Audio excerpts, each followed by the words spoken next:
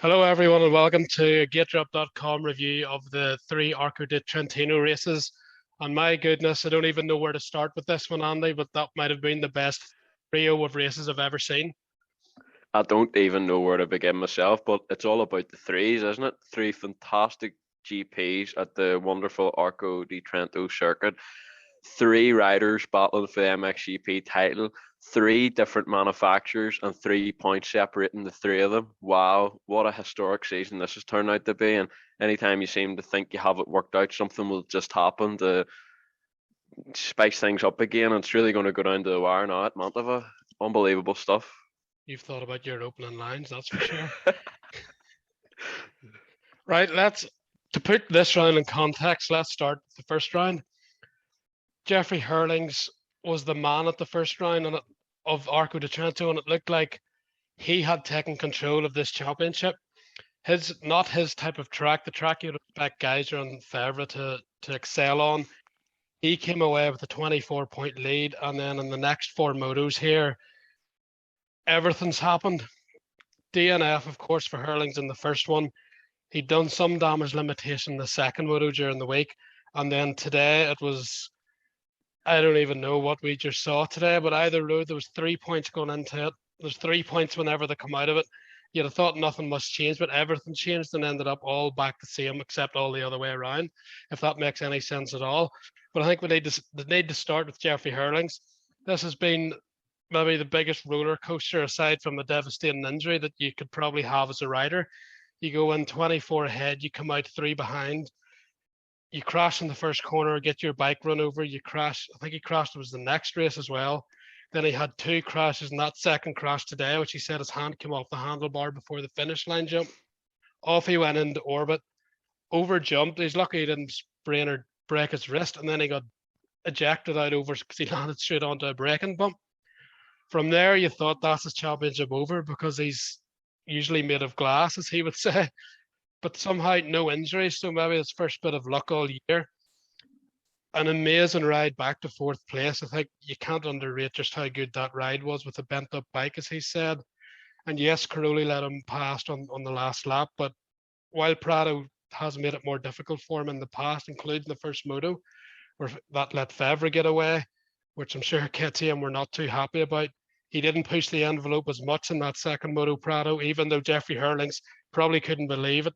He had to pass Prado 3 times, and that's last moto today. But somehow he's came away with perfect damage limitation for what could have maybe ended his championship hopes. 3 points behind Romain Febvre, 2 behind Tim Geyser.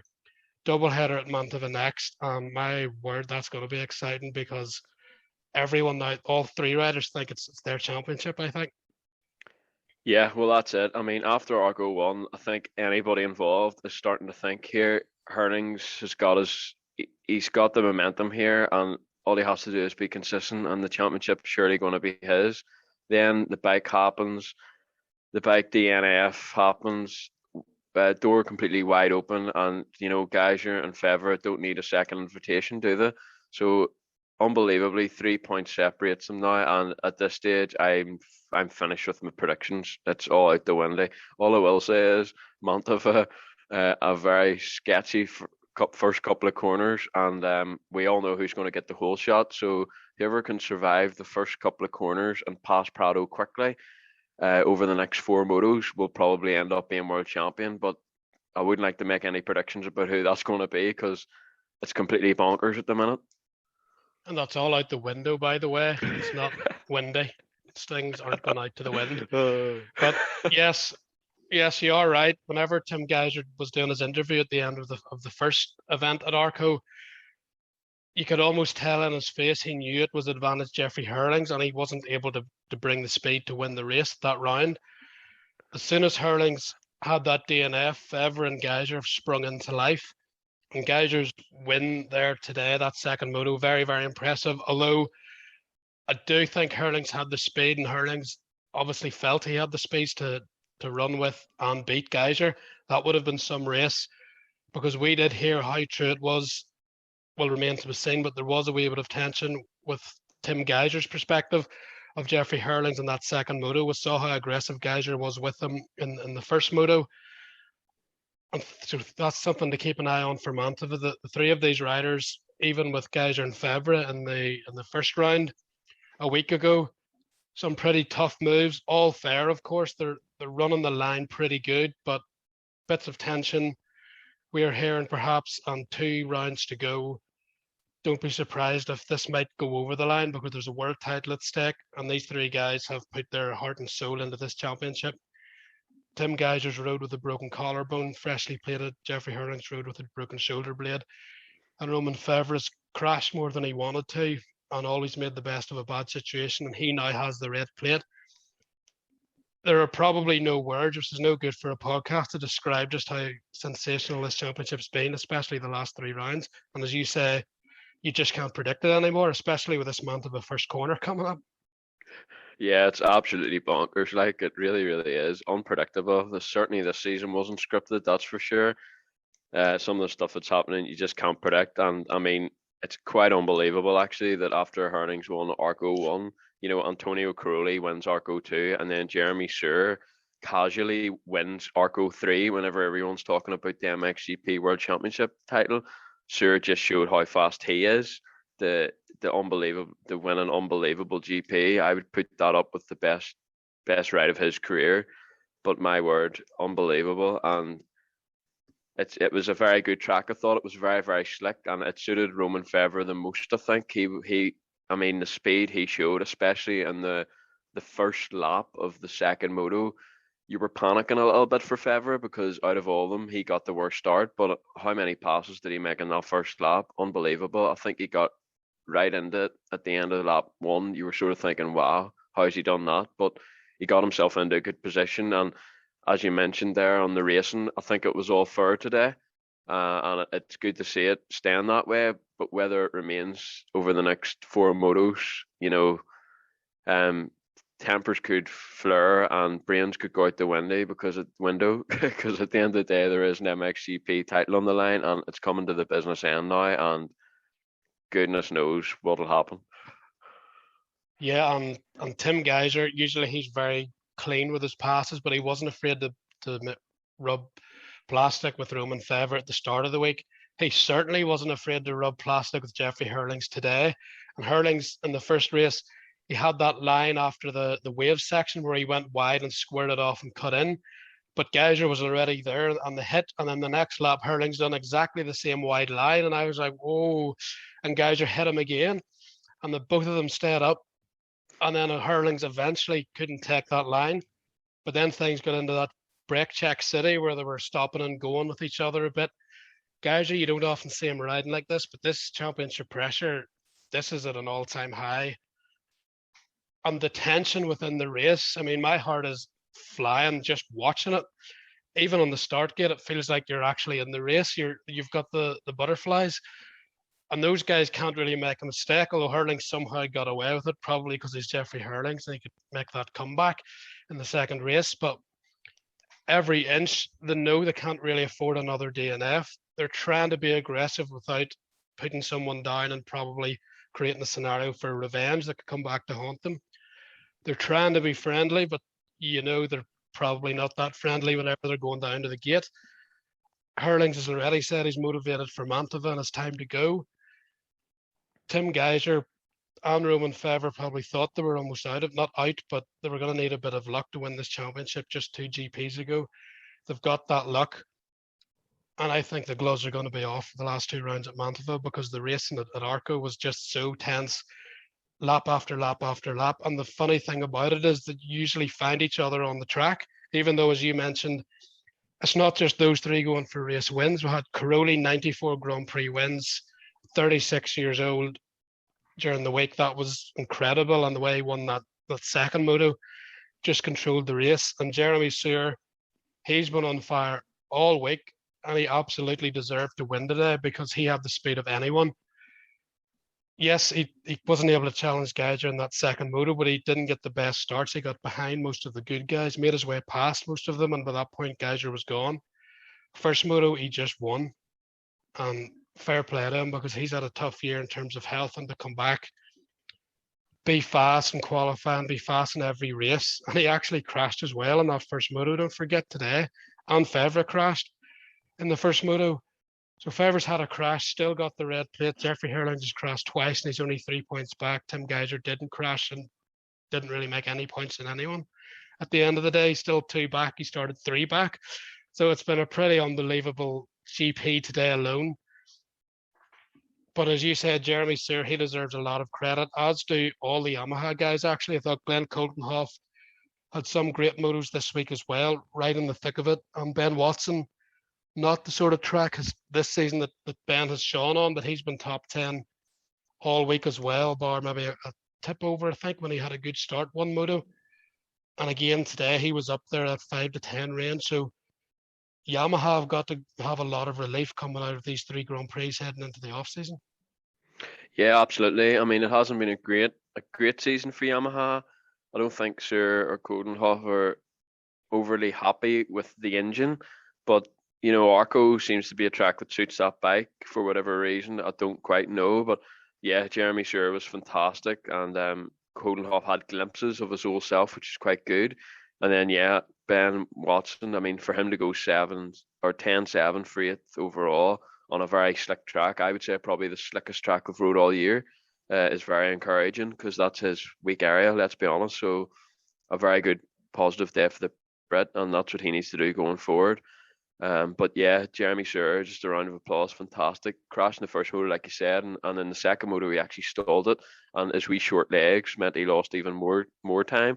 If he was a wee bit taller, he would have got on the bike quicker probably, but he managed to get up just ahead of Febvre anyway and bring home the second. So encouraging stuff. And while the talk is all on the championship chase, let's not forget the battle for 4th is also on, and Jeremy Seewer is remarkably only 4 points behind Jorge Prado now, considering everything that's went against Seewer this year.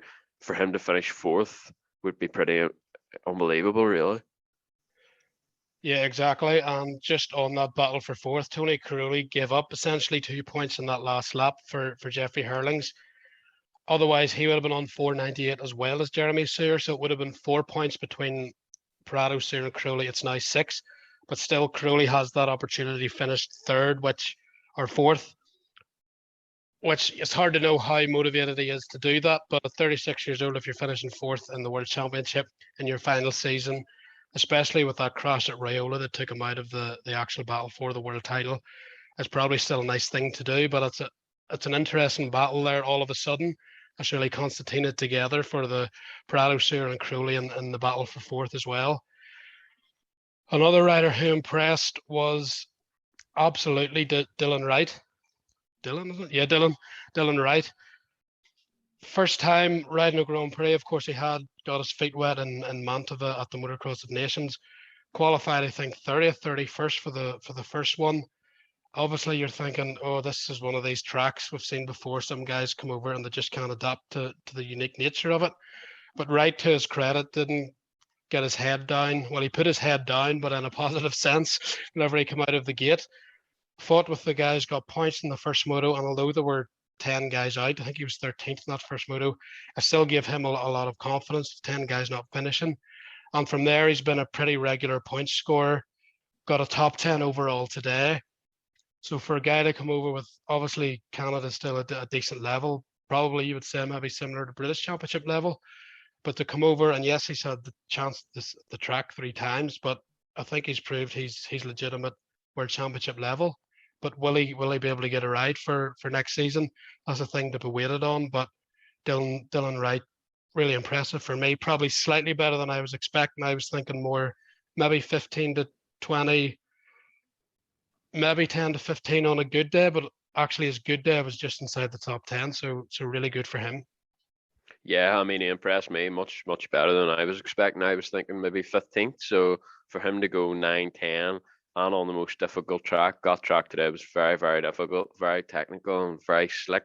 I mean, Canada, I think the tracks are all a lot softer and sandier. So obviously it's a good job he had the 3 rounds of this track to improve, but even still, with it being the toughest today, for him to actually have his best result is very, very encouraging. And not only that, he finished 9th and 10th, but he was able to pass guys and to get that 9th and 10th. So he proved he has the speed, and I think he certainly probably opened a lot of eyes. And I'd like to see him getting MXGP ride now, if I'm being honest. If he doesn't, at the worst, I would like to see him get at least an AMA ride for the outdoor season there. So it should be interesting to see what the future holds for him. But he certainly gave a good account of himself. And with Mantova being the softer terrain now and a track that he knows from the Motocross the Nations, who knows what he can do there? Might even do even better. Yeah, he's certainly put his name on the map, and if he's getting these results here, I'm sure some of the American teams are noticing his speed as well. Another guy who I thought had a couple of good rides, a couple of top tens was Benoit Paturel. Again, falling into that category of if you get a start, you can run within that top 10. And as well as that, fellow Frenchman, Boiswame, if I can say that. Northern Irish and French do not go well together. But Boiswame rode well as well. Again, a couple of bad motos, but when he got away, he looked fast and he looked pretty comfortable on the bike. Of course, this is his first real races on the factory Kawasaki. He did the Motocross of Nations, but then he took time off to get his knee injury sorted and get set up with the factory team. So I thought he was pretty impressive as well. Again, with Boiswame, you maybe have the odd bad moto here and there, crash here and there, but when he's up, when he gets to start, definitely he looks like he's going to have potential on a 450. Yeah, actually, he really impressed me. On the 250, at times he looks a bit wild, but aside from his good results, I think he actually looked a lot more comfortable in the 450. Looked like he was able to use the power of the bike, and he looked a lot more smooth on it, I thought. And I mean, for him to go, I think it was sixth overall, Arco won in his MXGP debut. That's pretty unbelievable. I don't think anyone would have predicted that. And then I think he had a few bad motos and a damaged bike here there due to bad starts. But like you said, whenever he gets away, he looked comfortable. And I think he got a 10th in today at Arco 3 in one of the motos as well. So encouraging stuff. And Kawasaki, he was one of the riders on their list for next year, and I think he's done himself no harm at all there. It wouldn't surprise me at all if they signed him for the 2022 season now. And just on a couple of other riders, Trentino didn't go their way. Calvin Villandrin, he had a back injury, so he was unable to compete, which is a bit of a shame for him because he no doubt would have added to the competitiveness over the three Grand Prix. He's still 13th in the championship, just a point ahead of Jeremy Van Horbeck. But a bit unlucky for him because he was in that battle for 9th and 10th in the World Championship. Also, Paul Jonas, he's had a couple of broken ribs, tried to ride today with too much pain. So he's actually lost 7th in the championship. Glenn Colenhoff 6 points ahead of him. And as well, Brian Bogers, another rider, was in contention for a top 10. He was ill today, so he did not get any points, obviously, because he didn't race. So that is pretty obvious. Ben Watson, however, he's 11th. He's 15 points behind Thomas Kerr Olsen in battle for the rookies, and Olsen's 10th. And Alex Lupino, some good races, top 10, but a couple of races outside the top 10, you maybe would have expected maybe slightly better from Lupino on his less good races, shall we say, in terms of bad English this week, because these were probably the three tracks where you'd have expected Lupino to shine the most. He's actually only 3 points ahead of Thomas Kerr Olsen now and 18 ahead of Ben Watson. So there's a chance if Lupino's a bad day or a bad moto even in Mantova that he could maybe slip out of that top 10, and Watson and Olsen could both get in there ahead of him. So another thing to watch in an already extremely exciting final 2 rounds that were set up for MXGP. Absolutely. The field is stacked, and yeah, it was a shame the 3 riders you mentioned there couldn't compete at some of the racing. And Paul Jonas just even attempt riding with 3 broken ribs, pretty unbelievable. Not too surprised that he couldn't make the distance and had to pull out, because I'm sure that was very painful. But it shows how tough these guys are even to attempt to ride. But I think he will be okay for Mantova, and Bodger should be as well, because he was only ill. Vlaanderen, unfortunately, is out for the season, so he'll have to wait for 2022 to come back for a bit of redemption there. But yeah, it's the battle for 9th is on. Lupino is still there, still holding that 9th, and if he throws it away at the last 2 rounds, he'll be bitterly disappointed, because he's pretty much been 9th the whole season. So fingers crossed for his perspective, he's able to stay there. But yeah, he's got Olsen and Watson knocking on the door now, who have been pretty good at Arco. I think it was Arco 2 maybe. Olsen was 6th overall, if I'm right, which is sort of what we've been waiting for Olsen to do this season. So at least he's got that good result under his belt now. and that should help his confidence heading into the last two in the softer track. And he rode it well to motocross the nations there actually, as did Watson, as he won the MXGP class. Obviously, MXGP is on another level compared to the nations, but they should go there with a good feeling regardless. Yeah, I think we'll have to give Olsen a lot of credit over the last three Grand Prix. For me, that's been his best run of the championship so far, especially the first two good starts, strong pace as well. It wasn't like he was just consistent, he was legitimately fast. And even today, he was good. It looked like he was having to come from the back a bit more, but still, Olsen's definitely getting more and more to where you were really expecting him to be all season. It's been a wee bit up and down, although still overall pretty consistent. But Olsen definitely seems to be gaining confidence in this MXGP championship. Just as well on the track, you mentioned it earlier. It was nice to see a track that didn't really have too many ruts, and the ruts that did come came quite naturally.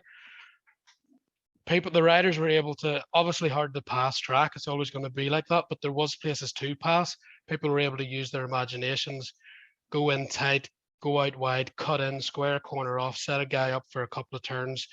And then you also had, which especially saw with Geyser and Febvre, Geyser and Herlings, basically anyone in Herlings, Geyser and Febvre. It was bar banging, rubbing plastic, guys coming together, off camber turns, people searching for traction, sliding out, cutting across each other. We need to keep tracks like this. For me, you can't just have every track disked up and rutted, because you can't square a turn off. You're committed to that line. I know in America they actually stopped rutting as many tracks up this year, and Roxon said himself you could move around a wee bit more, and I think we saw that with Arco. So the racing was very good, but there was places to pass. If you had to make an aggressive pass, you could do it. You could square a corner off, and I think that's what really helped bring something a wee bit different to all three rounds. There we saw Geyser and Febvre banging each other out of ruts in the first one a week ago, and it was the same today. So all three rounds have had a bit of contact. Nothing spectacularly dirty, except maybe in the MX2 class. We'll come to that later. But definitely good racing on a track that is hard to pass. So I think the track crew deserve congratulations for that. I thought the track was really good, all three events. Yeah, I really enjoyed the track. I think it was a lot better this year than it was last year as well. It was a lot more technical this year, I would say. And I quite like that it's a little bit softer on the first round. And then, you can just see every day it gets a little bit harder and a little bit harder. And by Arco 3, it was very, very slick. Definitely the slickest track we've rode all year, I would say. And it was good to see that. You definitely needed good throttle control around there. And as we've seen today, there was quite a lot of mistakes as well. Riders going down. But yeah, it was good, tricky, and hopefully it's the same again next year. And Henry Jacobi had a lucky escape. He that did, crash didn't on he? that downhill. Yeah. I know he had that injury he's been riding with, but that would not help anyone. Also, talking of injuries, Jorge Prado, he's now riding with a fracture in his back, which for my money makes that 4 of the 5 riders, Roman Febvre the exception that we know of, that he hasn't said really, have all been riding with some sort of injury. Or Cairoli had, I'm not sure they were broken, but definitely very sore ribs after his crash in Raiola. Geyser, the broken collarbone. Herlings, the broken shoulder blade.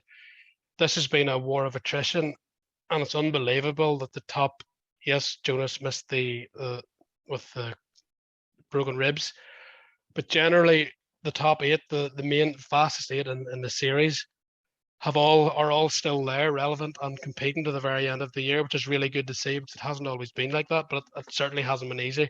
There has been injuries. These guys are just really, really tough, and they want it really bad. Absolutely. Obviously, as you touched on there, they have had issues, but it's been good that nobody's got, so badly injured. Oh, I'm talking about the top guys here, so badly injured that it's ended their season. So from that perspective, it's been great. And yeah, we're getting the championship that the fans and everyone deserves. And I cannot wait for Mantova. I'm sort of glad there's no midweek racing this week. It'll build the suspense a little bit for Mantova 1, and cannot wait for that one. Going to be chaos. How motivated do you think Jeffrey Herlings is? Because after that first one in Arco, it looked like he'd done the damage. He'd systematically caught these guys. He then eked out his lead. It was a fantastic win. Let's not forget how good that win was at Arco. He passed Geyser and Febvre and legitimately won that race in what you would say is their turf. And pretty much since then, it's all went wrong. But to regroup, get that fourth, I think he feels he's the best rider, especially considering he's already missed so many rounds with injury. And I feel he thinks it's a wee bit unjust if he doesn't win this championship. And probably for my money, he's going to go out and maybe be like he was 5 years ago, where he just wants to kill everyone in Mantova because it's back in the sand. He looks pretty ticked off right at this minute. He's just glad he's healthy, and I don't think he feels it's fair if those other two beat him. I think he's motivated, but I think tonight he's going to bed very happy. I think any other season, if he had a crash like that second crash, he's going to be in hospital right now, crying his eyes out. So I think he's going to bed very grateful tonight just to be in this championship. But yeah, when he wakes up on Monday morning, it'll be the attentions will quickly turn to Mantova. If I'm Jeffrey, I'm practicing my starts all week. He doesn't need to do anything about his speed because we all know how quick he is and the softer conditions. Obviously, Geyser and Febvre are fast there as well, but I can't stress how important this start's going to be. If you get a bad start around Mantova, you run the risk of being on the ground because those first couple of corners are pretty dodgy. So practice your starts all week and nail them when it comes to these next four motos, and you'll win the championship. It's as simple as that. What I would say is, after Arco won, I think everyone thought Herlings had maybe one hand on the title, let's say. Febvre has been pretty vocal all year that he feels that this is his year, and he's got the red plate now, and he's definitely knocking on the door. He's only won one GP, and he's still here, but how will he handle the pressure of having the red plate now? I've seen at Arco 1, he started to maybe think about the championship, and that's whenever he started to tense up and ride bad. And then we've got Tim Geyser. I feel like he's the silent assassin this year. Anytime you sort of think he's had a bad ride, he's maybe out of the championship picture, he's able to turn it around and he's right back in it again, only 1 point off.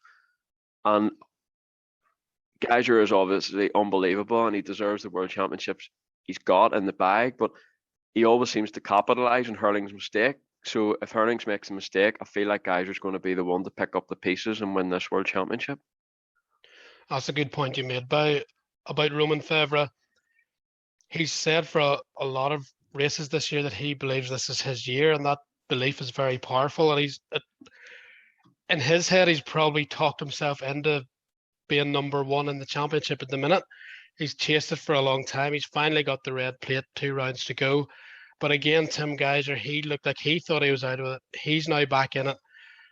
For me, all three of them think this is their year, but Jeffrey Herlings probably has the most data in terms of speed and race wins to justify that.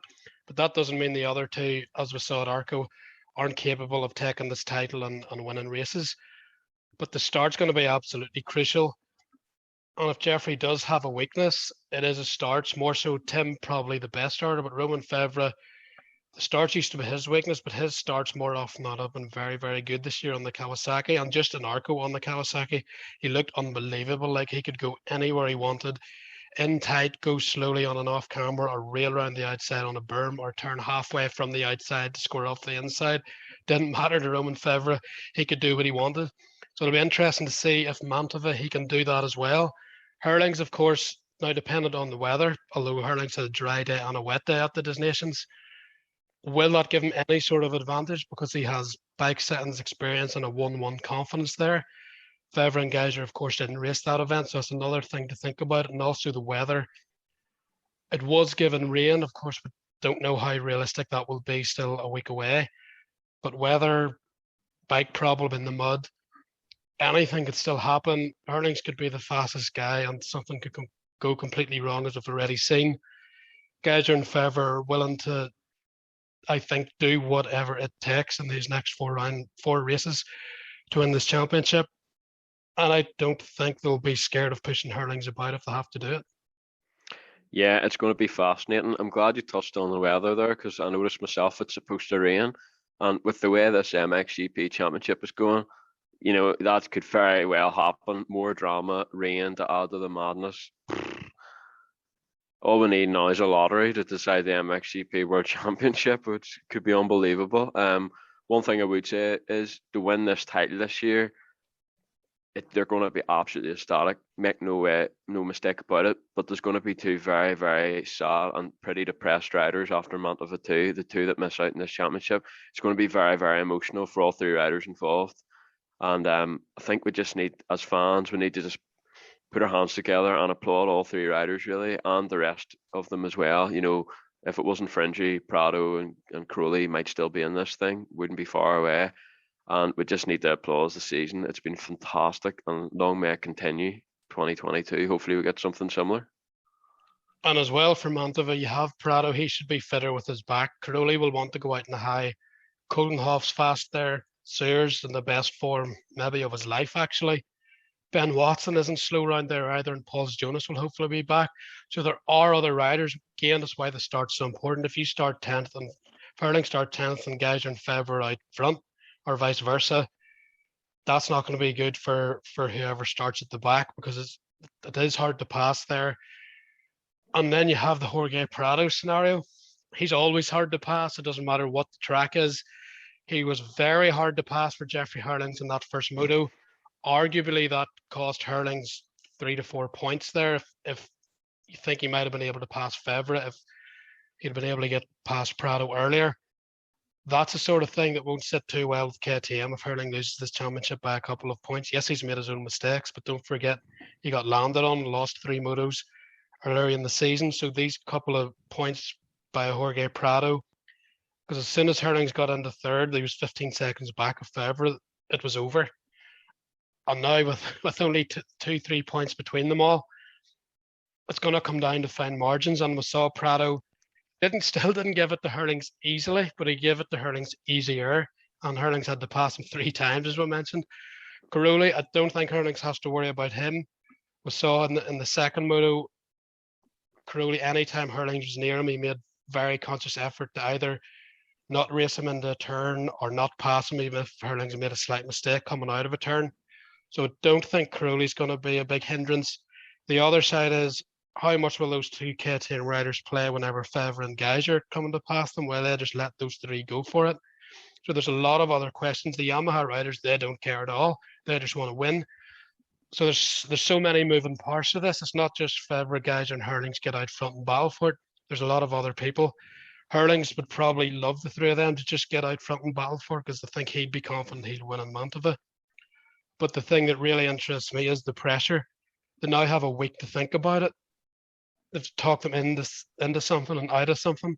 The pressure might become too much. They really can't make a mistake now. And how they handle this, I mean, watching is stressful enough. Just watching them go lap by lap and waiting for one mistake, or one guy washes out or one guy slams into the other. Mantova is going to be another level, I think. And then have the race on the Wednesday straight after it. So no margin for mistake. You can't afford to even have a niggling injury. How they're this must be the most stressful time of their careers. And as you said, whoever wins this might be the toughest championship they'll ever win. But whoever loses is going to be absolutely gutted, especially, not that Febvre wouldn't be gutted, but for the pain that Jeffrey Herlings has ridden through. Again, same with Tim Geyser with that broken collarbone. They've literally put their bodies on the line for this championship. And if they don't get it, it's going to feel like a big, massive void. And I know Stefan Everts, after he lost to Greg Albertine in 94, when he felt he should have won, which is probably the avenue Herlings especially is going to feel if he doesn't win it. I think he was pretty down for a long time. That even going into the next season, he was down. So I'm hoping that doesn't happen to the 2 guys that don't win it this year, that they can come in revitalized in February, because there isn't a lot of downtime to really absorb this. But for whoever wins, this is going to be the most memorable title of their life. Whenever they're 80 years old, they'll probably just click back to this and regale with stories about how tough it was, because these guys have pushed everyone to the limit. And as you say, Prado and Cairoli are involved in that as well, because without their couple of mistakes, it should have been a 5-way battle for the lead, really. Yeah, unbelievable, really. I think you've summarised it there well. And yeah, if Jeffrey Herlings loses this, it's going to be very, very difficult to take. And especially if Tim Geyser wins it, because Tim Geyser will then have more championships than Herlings, and Herlings will feel hard done by. obviously. But what I would say is, whoever does lose this championship, I feel like they shouldn't be too hard on themselves. At the end of the day, only one rider can win this thing, and we can make a case for all three of them winning titles. So it's just going to come down now to who can produce in the last four motos of the year. For it to come down to the last four motos is pretty unbelievable. So easier said than done, because they're going to be absolutely gutted when it's all over and two of them are unhappy. But yeah, shouldn't be too hard on themselves and just look ahead to 2022 and try and get the job done there. But yeah, it's the start again in February, so there's not much time. But whoever does win, I'll maybe go on a party rampage for a couple of weeks. No, I'm not sure they're all like you. But just on the championship itself, Youthstream or In Front Motor Racing, as they are now, have taken a decade or two of criticism for no prize money, this and that. But this championship is one of, if not the best championship the World Championship's ever seen. And it's not just, as we mentioned earlier, it's not just the three riders going for the championship, which is amazing enough. It's all the other competitors as well. There's 8 guys that can realistically get on the podium at any time and are actually pretty close in speed. For anyone that's been criticised and said, oh, it was better in this year and that year, they can just sit down now, because they're wrong. The reality's proven them wrong, and I don't want to hear any more criticism of the riders aren't as good as they used to be and real men rode in 1990 or well, no, this nonsense. These guys are riding injured. The level is incredibly high. There's only 2 classes, so all the best guys are in this class. That's what they wanted, and that's what they're getting. They're getting phenomenal racing, phenomenal riders. Herlings incidentally called Cairoli the greatest of all time. Now, obviously, that's subjective, but that's the level Cairoli is on. You can choose Everts or Cairoli, but they're both outstanding riders.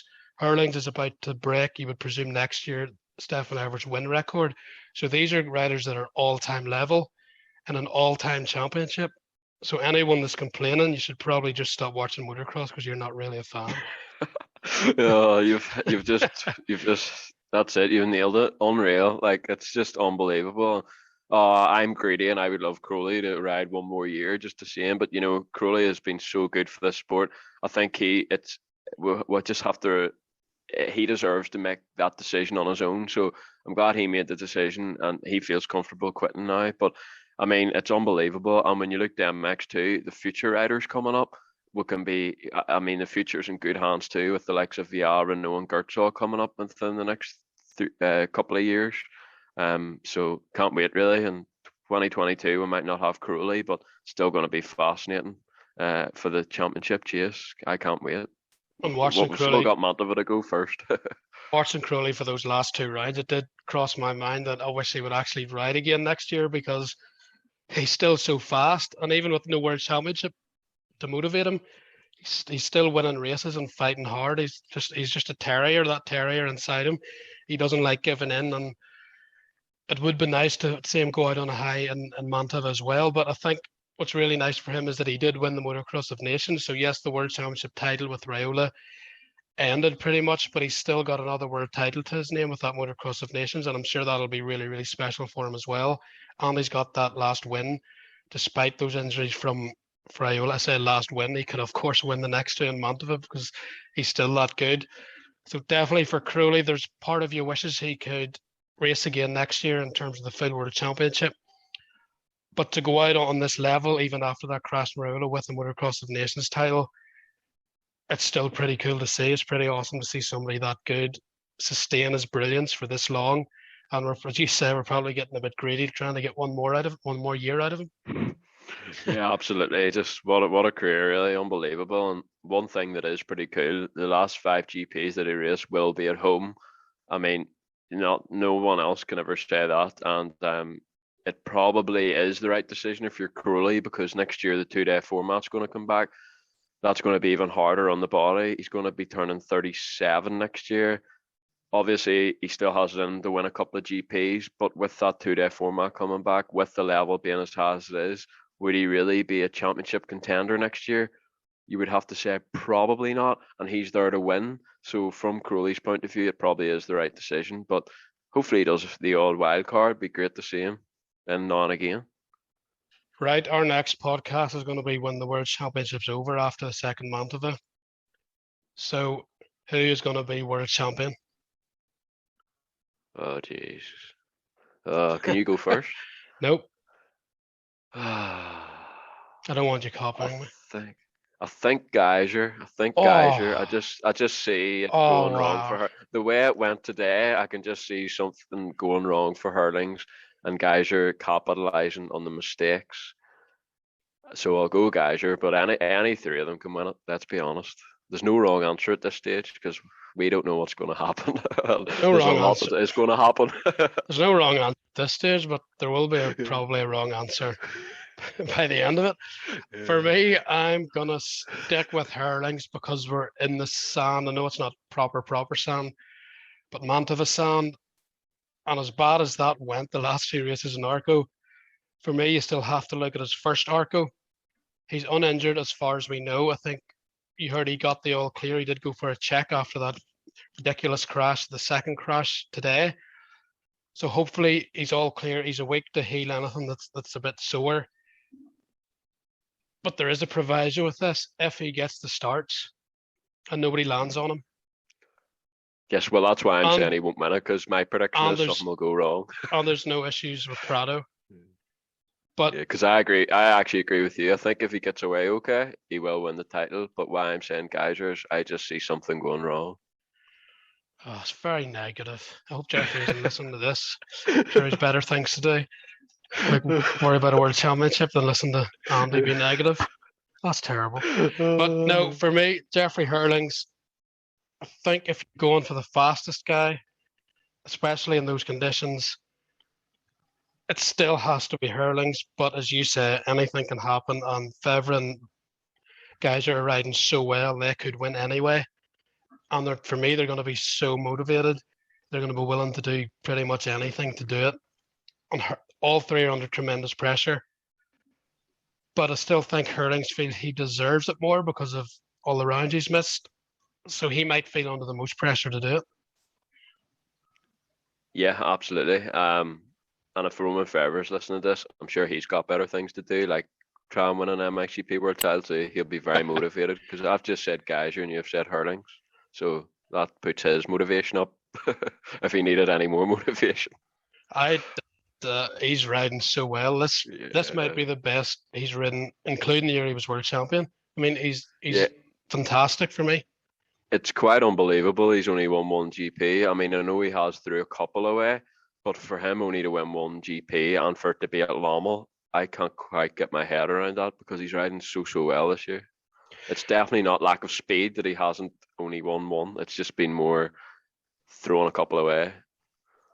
And that crash in the first moto today, I thought, talking of throwing it away, I thought he had thrown it away there when he ended up in the fence. Small mistake, big consequences in terms of landing in a fence. But fortunately, he was all right. The bike was all right because he rode a great race that moto as well. And it would have been a real shame if a DNF or something had taken him out. Bad luck seems to be Jeffrey Herling's biggest weakness because all those things happen to everyone else. I know breaking your collarbone is a pretty horrible thing in the middle of a world championship, but Geyser didn't even miss any rounds. So as bad as it's been for everyone else, when Jeffrey Herlings gets it bad, it's bad. And maybe the first bit of luck was that big crash that he got up on uninjured, as far as we know from. So maybe that's going to turn the corner for him because it would be a bit unlucky. He's had three really unlucky races out of four there at Arco, the last two Grand Prix. To go through that again at Mantova is probably quite unlikely. Maybe the other guys are going to have bad luck, but as I say, you just can't predict it. Febvre could win this straight up. Geyser could win this straight up. Herlings could win this straight up. Or somebody could be winning and their bike could blow up and somebody else will win it. I just don't know what's going to happen. But for me, if you had to pick someone, probably by a percent Herlings. Well, I'm sticking with Geyser, so we'll see. It'll probably be Febvre now. Probably we'll both be wrong. And if he does, fair play, because as we said, he's rode fantastic. He's got this red plate now, and you can't say anything if he wins this. He's rode fantastic all year for me. Yeah, And you can't begrudge any three of them that win it. But what I would say is, I think if you're Jeffrey Herlings and Tim Geyser win it'll hurt a lot more because Geyser has pretty much won a lot of his titles due to Geyser's mistake or Herlings' mistakes, and he'll feel that it's the same again this year. So it'll be a tough one for Herlings to take. And also for the teams, there's a lot of money put in by Kawasaki. There's a lot of money put in by KTM times 3. And there's a lot of money put in by Honda, HRC Honda. Mechanics are going to be stressed, especially if it's going to be muddy. You don't want a mechanical to cost your rider a world championship. There's big bonuses on the line, although I'm not sure that'll be top of anyone's priorities. But this is huge for everyone. It's not just the rider. It's the practice mechanic, it's the engine tuner, it's the entire team, it's every mechanic, it's the truck driver, it's the finances from Japan, from Austria.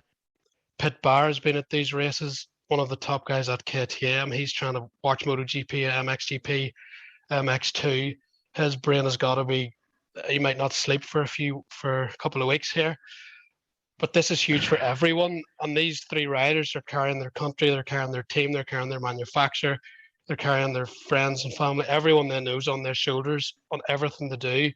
And millions of people are watching intently to see how this is going to shake out for the World Championship in general, for the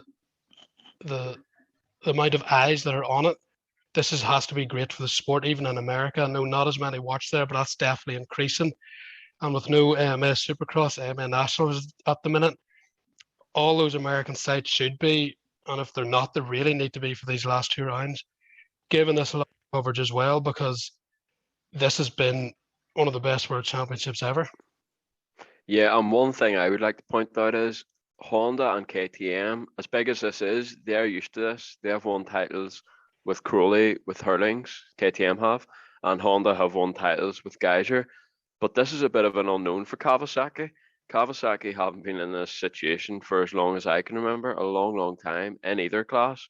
And signing Romain Febvre was the best decision they've made in a number of years.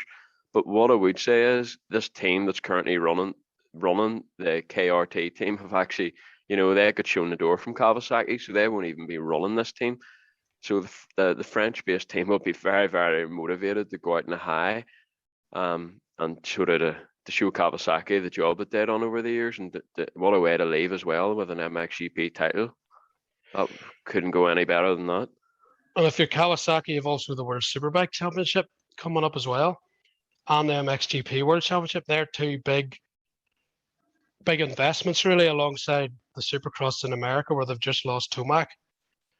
So probably it's hard to know how Supercross will go next year, but in terms of their investment, the next 2 weeks, they're paying Jonathan Ray a lot of money to win. He's on the back foot slightly in World Superbike. Romain Febvre's just taken over the red plate. But for them, if they come out on top in both of them championships, aside from Supercross, that's 2 of the 3 biggest championships they invest in as a motorsport company. So that's huge for them as well. And it's important to remember that these individual riders have all this pressure on them. It's not just their own pressure. It's a company, it's a country, it's everyone relying on them to perform. Yeah, and if they weren't thinking about it too much and they're listening to this, my goodness, the pressure's just went up. They'll feel like the world's on their shoulders now, but yeah, it's going to be fascinating. I can't wait for Mantova, and may the best man win. Well, if you want to be a champion, you have to perform under pressure and rise to the occasion. And there's got no occasion bigger and no pressure higher than the next 2 rounds of Mantova. So for all 3 riders, best of luck, and whoever wins is gonna deserve it in my book, because it's whoever wins literally. There's gonna be no excuses essentially, excluding Jeffrey Herlings maybe to contradict himself completely. But as things stand, 3 points between 3 riders. Each rider has it in their own hands, is what I'm trying to say in a long-winded way. So best of luck to all 3. Hopefully injury or crashes don't decide it. Hopefully it's just left on an all-out battle on the track. Hopefully between those 3. How good would that be? Can't wait. Bring it on. Right, you calm down. We're going to MX2 next. Maxime Renaux, big round of applause. Fantastic season. Very difficult first couple of Trentinos. And for one lap, I thought maybe he might not win this World Championship if things continue to trend. This was just after Tom Vial blew him off the track and crashed himself, but got up before Renaux. For that lap, until Vial crashed out, I thought there's a small chance Vial might be able to turn this around if Renaux continues to have these bad days. I think he needed to make 24 odd points each round, and he was starting to do that, and then he crashed, and from there he crashed out. Renaux, it was only a matter of time to win the championship, and he did it in style. Of course, we can't ignore Jago Geerts in this. If it wasn't for bad luck, he wouldn't have had much luck at all this season, and today just summed that up. He was been riding really well all 3 rounds, qualifying good, starts pretty good, I think, bar one. And then that crash, he was actually ahead of Renaux doing what he had to do, crashed with Bodam. And then I'm not sure what his issue was in the second one he pulled out. I hope he wasn't injured, but it looked like possible. The bike issue, so even more bad luck, yeah. You know, if Renaux had 2 DNFs like Geerts had today, or 13th in a DNF, the whole championship would be looking a bit ropey for Renaux. Vial and Geerts would have had renewed optimism. But as it was, you can't take this away from Maxime Renaux. He's even beat Tom Vial straight up at times this year. At no point has he looked mentally stressed in terms of, yes, he had a couple of qualifying incidents with Jed Beaton. He got completely knocked off by Kai de Wolf in the first moto, and then bombed by Tom Vial in the second moto in the midweek. Arco, and still he came back. He wasn't rattled. He didn't throw it away. He didn't crash out. He made the best of a bad day and won whenever he was the fastest generally. And he looked so relaxed all year. He looked relaxed on the bike. He looked like mentally coming into the season, he decided he was going to be a world championship contender. So everything that came at him, he looked mentally prepared for.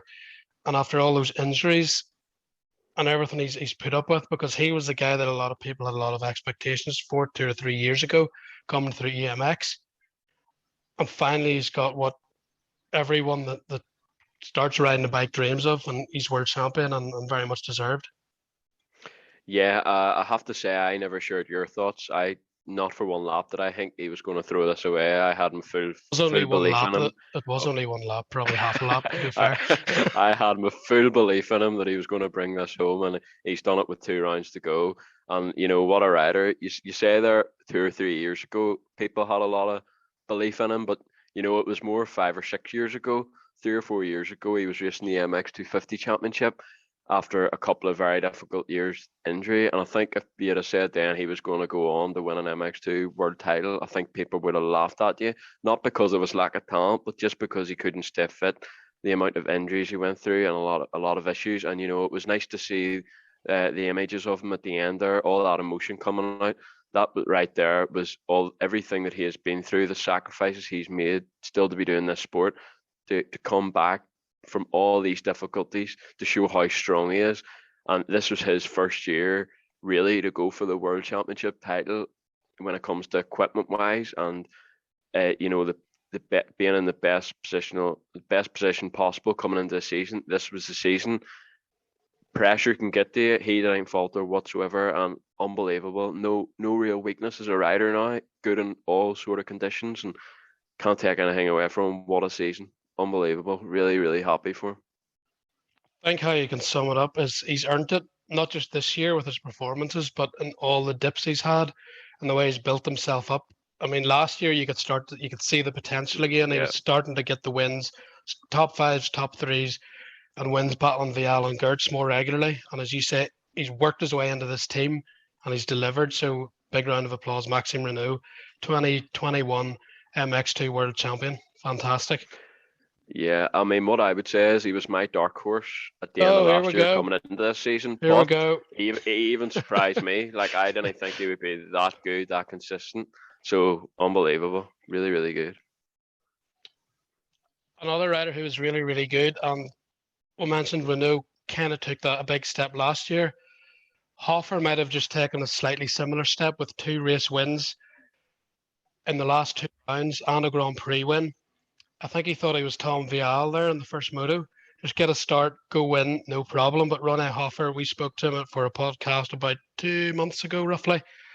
And he was already starting to put the blocks in place then to build up after his injury.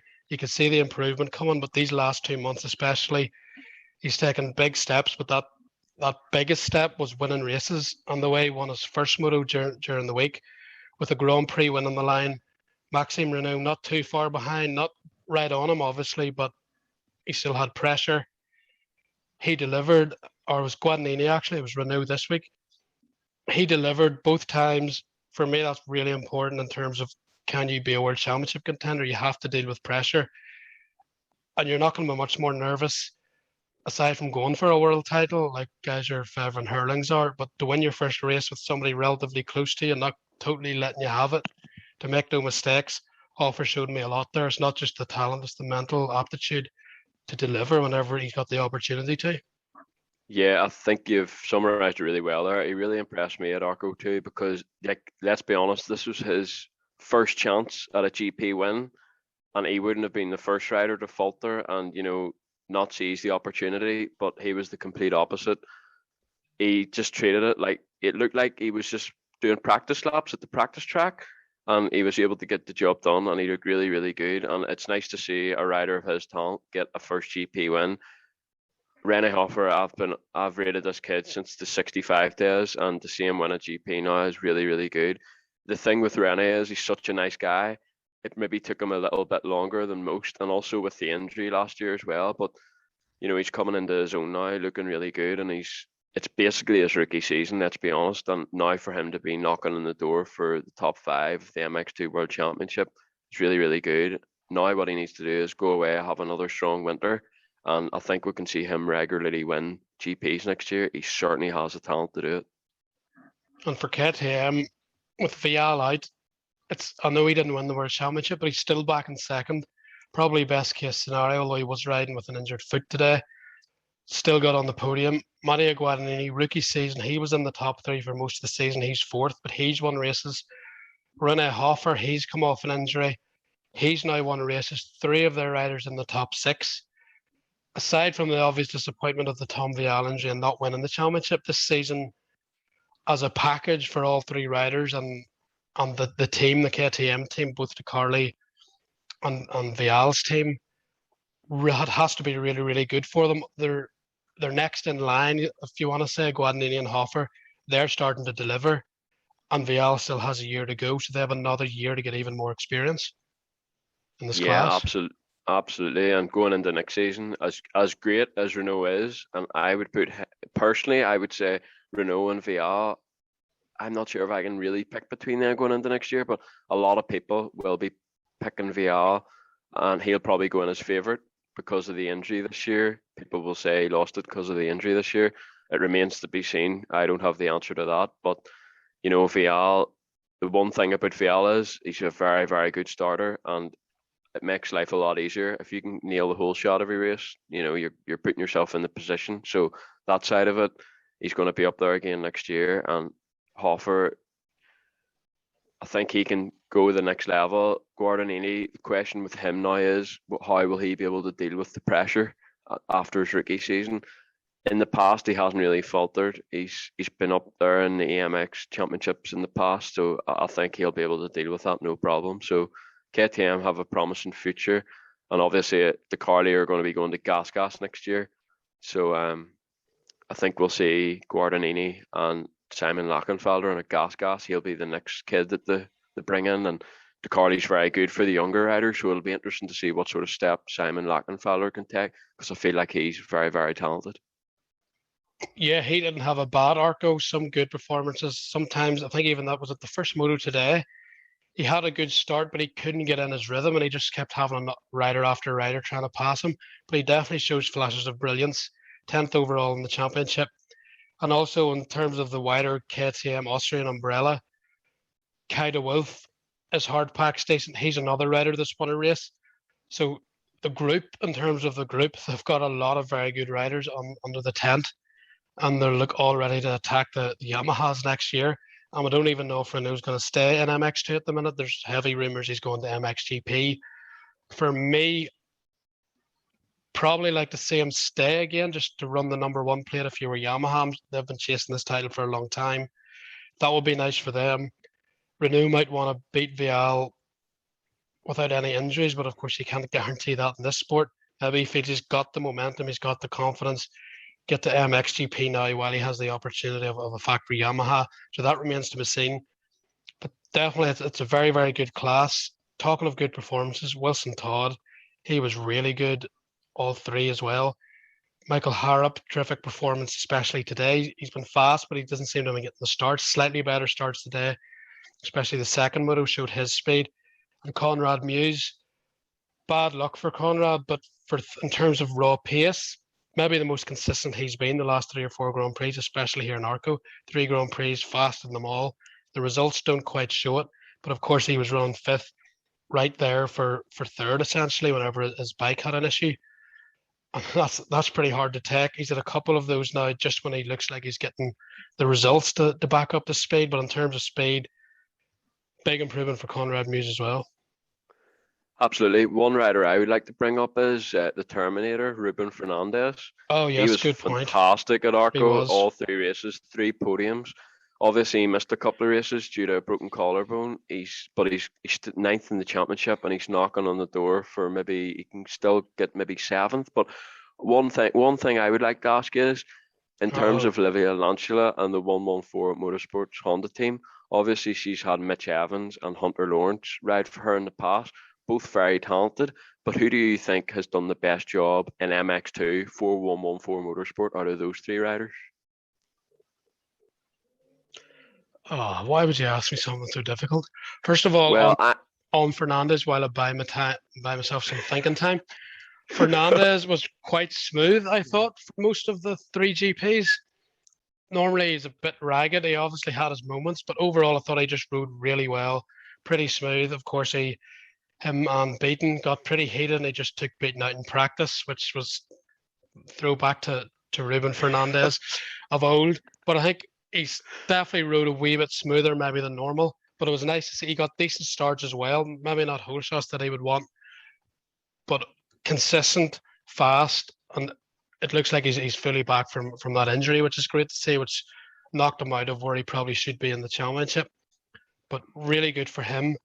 For me, I might go Mitch Evans. Oh, really? For me, it's 100% Fernandez because he's got 5 podiums. 5 podiums. Yes, that's I think, really yeah, good. The reason for Mitch was he just came out of Australia and just delivered straight away. Yeah, he was a surprise. Ruben was absolutely fantastic this year. He has been in the World Championship. So from terms of, whoa, that was just really, really good. And Mitch was pretty much consistent that year, a couple of wee dips and whatnot a wee bit, but whenever he was healthy and feeling good, he was really good that year, which obviously led to him getting that HRC Honda contract. And unfortunately, it's easy to forget he's another rider that was missing. He's been missing all year. Just back on the bike with after that broken wrist, this ruined this season because he would have been exciting to watch this year. When you're riding with Tim Geyser, that's going to bring you on a year's experience. So really disappointing for him. Hopefully he can be back next year on full form. But for me, Evans probably just edges it. But for Livia, the riders he chooses are good. They generally perform. Obviously, injuries can always hurt that a little bit. But whenever they're healthy and everything's going well, they're performing. Ruben this year, I don't know if you would say it was a risk, but in terms of if you were looking at a rider to be top 5, top 3, I'm not sure a lot of other teams would have picked him. She did pick him, and he delivered. So obviously he had that injury, but he's showing here at the end of the year that those early season races were no fluke, and he's a legitimate top MX2 World Championship rider now. Yeah, I mean, he's really impressed me. He's got 5 podiums, and I think he is racing with the new Honda now. So this is the Honda that Jet Lawrence had as a base. Obviously, they've got a lot of work to do on it still, but you would think that bike will be a lot better for the 2022 season once they get a winter on it. And the base already looks pretty good because he's just done 3 podiums in a row. So what I do think he actually has the pace to win a GP, but his issues do seem to be the starts. I can't really remember him running top 3 in the opening lap of any moto. So I think if he can nail the starts, I think he could be a surprise GP winner maybe next year. I think he has got the speed. Yeah, I think that new bike is going to help them. And I know it's Supercross or whatever, but Jet Lawrence and Hunter Lawrence will be riding that bike in January. So I'm sure they'll be in somewhat of contact just to see what they're doing and maybe share information to try and help the GP team get that bike up to scratch. But stock, it's reportedly a big improvement over the bike this year. So you would imagine a team with the resources is going to be able to do a lot more with it than they were able to do with the previous model. And hopefully that'll get Fernandez out of the gate better, because he's shown what he can do on this year's model. So you'd imagine that'll maybe put him on a similar level to maybe the Yamaha KTM, or certainly closer. Yeah, hopefully, fingers crossed, and Livy Lancela does a good job. So you'd like to see the Honda get out of the gate and be there from lap one, because it makes life a lot easier. It's very, very difficult always, having to come through a pack, and Ruben's had to do it a fair share this year. So hopefully they can get out of the gate, really. I think that's all they really need, because he's shown this year that he has got the speed for the podium at least, because he has got 5 of them. But I think Ruben, before the end of his MX2 career's up, will definitely want to stand on the top step of that podium. So it's definitely one to look out for. Right, we're going to quickly look at EMX and WMX here. Courtney Duncan, world champion again. Rode really well, but that was a great battle of Chiara Fontanesi. Duncan got the better end of the deal in the end, but a really entertaining WMX championship. And credit to her, she's very, very determined, as well as very, very fast. So great job for her and Steve Dixon and everyone that's part of that winning effort. EMX 125. Oh, it was the other Conan that actually won. The other one that I'm in his ship, and you're in the other ones. We were injured there. We just thought we needed to let other people win for a wee minute, because once we start winning, it's going to be... Right. You're playing the long game. I was in Ricky Carmichael, so... Yeah, no, but the MX 125 was Lucas Conan was fantastic. 17-second win in that second race on Saturday there. Fast in the other races as well. Ivano Van Erp, his corner speed was at round 1 of Arco. Ridiculous. That was unbelievable. Oh my goodness. From the start of this season, I don't know what he's been eating. Weetabix must be really good. Because he has upped his game. He had bad luck, and I think the second moto didn't totally go his way on Saturday. But certainly the speed was something else, especially at that first round. Starts again, not always his friend. Bobby Bruce, consistently good, which is good to see. But Valerio Lada, he doesn't always woe you with his speed, but his consistency is really, really good. And he seems to be able to deliver result when it really matters, which has got him with a 22-point lead, I think, going into the final round over Bobby Bruce. But Bobby Bruce can be very proud of his season as well so far. He's given himself a chance of a European title. Yeah, just to touch on WMX, first of all, well done, Courtney Duncan. Thoroughly deserved another world title for her. Cara Fontanesi managed to finish 3rd in a 2-horse race, so that sums up her last round. It was just no luck. So Nancy somehow finished 2nd. Yeah, she rode well, though. She rode well. Yeah, she did. Last round, yeah. She did. And a type of track you wouldn't really associate with her, so she can hopefully go into 2022 with a bit more confidence. She gave a very refreshing interview with MXGP and Lisa Leyland, actually, coming into this year. Nancy just wanted it so badly that, it was affecting her riding. So hopefully she can be a bit more relaxed next year, because I do feel like she has got a world title in her. She's been so close so many times, but this year obviously wasn't the best for her, just wanting it too much. So if she can be a bit more relaxed, who knows in 2022. Just on EMX 125, at the start of this year, I was thinking Hakan Osterhagen and Valerio Lado would maybe be 2 dominant riders, but as we've just seen in Arco, 3 rounds and 3 different winners, with Lucas Conan, Valerio Lata and Ivano Van Erp all winning them. So it's good to see the other riders close that gap. Bobby Bruce, very, very consistent, but still hasn't managed to get one of these wins. Before the end of this championship, he'll definitely want to stand on that top step of that podium. Even if he doesn't win the title, it'd be nice to look back on his career and say he at least won a round. So hopefully he can get the job done in Mantova. But it's going to be tough to stop Lada, I think, in this championship chase now. Yeah, it's definitely been some good racing in the 125 class. But even better racing was the MX 250 class. 2 rounds, Lapucci, only 1 moto win out of 4. I think he felt maybe the 252 stroke didn't maybe suit the track as well as the torque of the 250Fs, but he had a couple of difficult motos. On Saturday there, he actually just got beat, especially that second moto. People actually passed him, which doesn't happen for too often. Kevin Horgmo got the win. He's now only 26 back with 2 rounds left. He's done a good job of keeping this championship close for me. Really good to see him getting in the win. He's been knocking on the door, really close. And he's kind of coming good right at the championship time for the season. So Lapucci, at one point, it looked like he was going to dominate. Not quite the case, but still great starts, fantastic rider, obviously still the favourite. Andrea Bonacorsi, the last few weeks have been Andrea Bonacorsi I was kind of expecting at the start of the year, but maybe that was a bit presumptuous considering it was his first year in a very difficult class. But he rode really, really well. 2 moto wins at Arco, a couple of crashes and whatnot for the other two.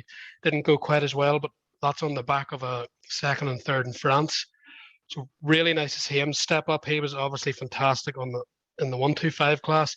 He's transitioning that speed now to the EMX 250 class. And last but not least, well, not just Liam Everts, but Liam Everts, he never gets the greatest starts. He's always coming through, but he's able to come through, which is very important, even on tight tracks. And it looked like he was going to get a very well-deserved podium. Last lap, 2 laps to go. He endoed down that hill just after he'd made the pass he needed back to get on the podium over Fredriksson, I think it was. And he's not an easy guy to bully either. So Liam was riding really good. Glad to see he's healthy, because that could have been nasty, but he's riding really well. In terms of riding style, this might not be a surprise considering his second name's Everts. He's probably up there with Prado for technical perfection. He doesn't quite ride like Stefan, maybe it's because he's a wee bit smaller, but still really, really nice style. He's definitely improving race after race. The starts again maybe hide the level he's riding at, but for me, he's riding really well. And Torndahl as well, brilliant or don't you call them Grand Prix if it's an AMX? I'm not sure. But he rode really well as well, pulled an overall win out. Superb riding for him. And he put a pretty couple of hard passes on a few people. But we'll ignore that because he got the job done. And really pleased for him as well because he's come on really strong. And again, another Norwegian, 3 Norwegians in the top 7 in the championship.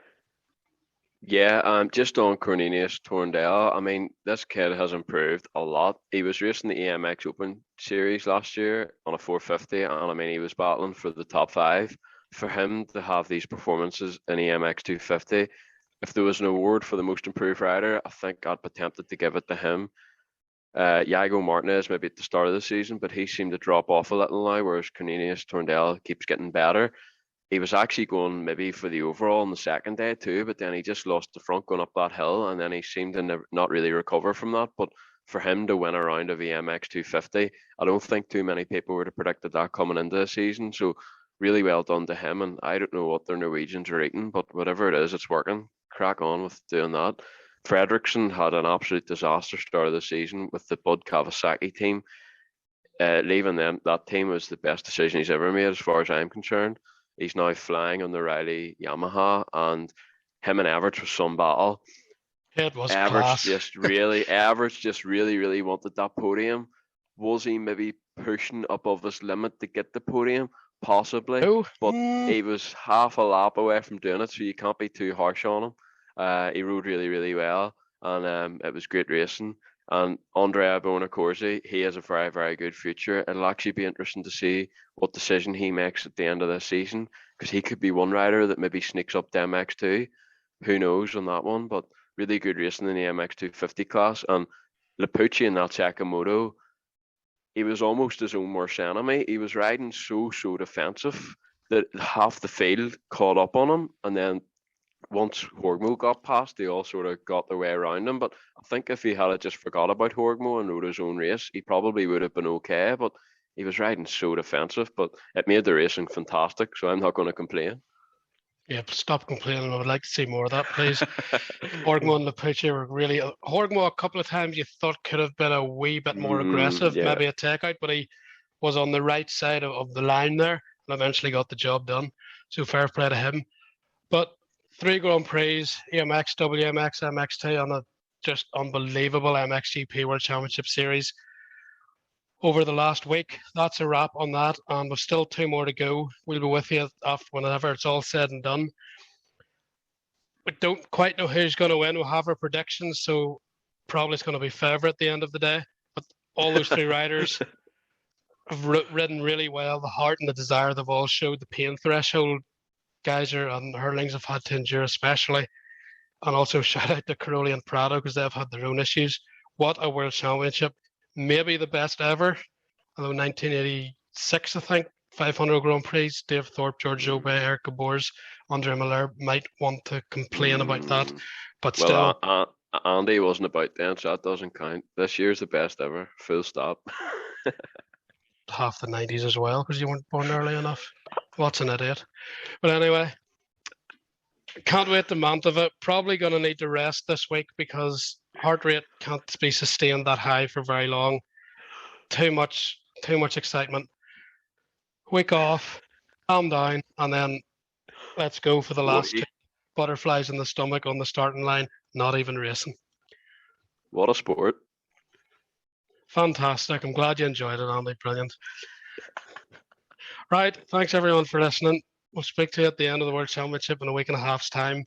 Enjoy these last two rounds. Enjoy Cairoli's last two Grand Prix in Mantova, and we'll round it all up in 10 days' time. Thank you. Thanks, Andy. Speak to you later. Bye-bye.